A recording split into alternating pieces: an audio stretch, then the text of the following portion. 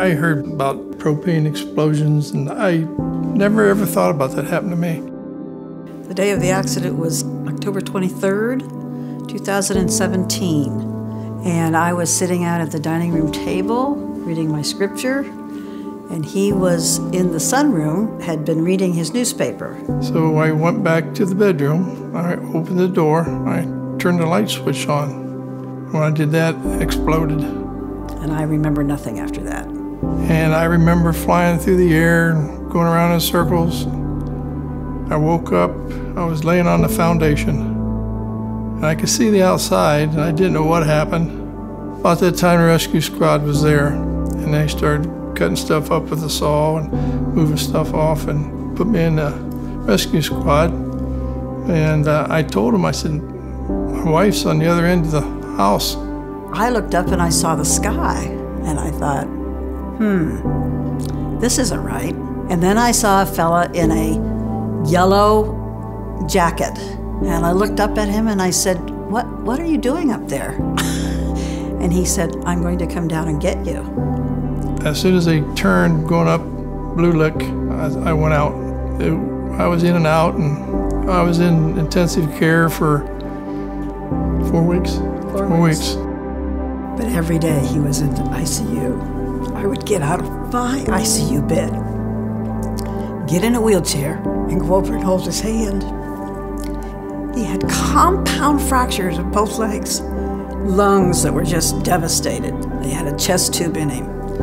He had an endotracheal tube. He was very, very injured. They kept telling me how many bones he broke.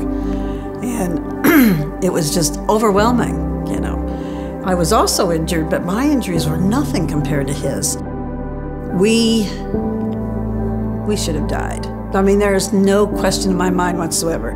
As badly as he was injured with both of his compound fractures and the number of times they took him to surgery, God has been good to us. He's got something else in mind for us. He wants us to tell a story. They told me that every day I was down, it took like 7 to 10 days to build any strength back up. So it was tough. Physical therapy and occupational therapy were wonderful, absolutely wonderful. There were lots of little tricks that they gave you. It's amazing how you can adapt to anything, you know? You don't have to be an invalid. And they always pushed us to do more for ourselves. Just the baby steps, just a little bit here, and show you how to do this, show you how to do that.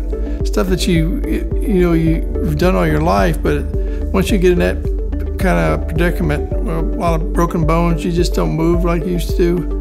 And we're not spring chickens, we're getting up there in age, and it just gets harder, but they show you how to do it. And it makes it much easier so you can do it. There was always a method to their madness that I didn't understand, you know. But they kept pushing you in the right direction. Yeah, they walked me a lot because I had so many broken bones, and that was more necessary to get me to walk. And this little girl named Sarah, a therapist, she's just a little tiny thing, as strong as an ox.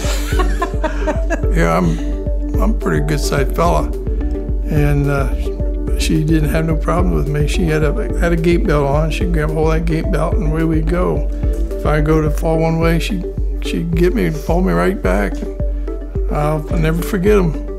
Something good will always come out of something bad if you look the right way. You know, you can say, "Oh, poor me. Oh, I can't go on," or you can pick yourself up and say, "We're moving forward."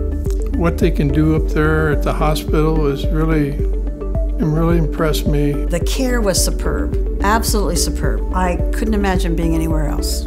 We are so grateful for what everybody has done. To help patients like Jim and Fran, join us in transforming inpatient rehabilitation in our community.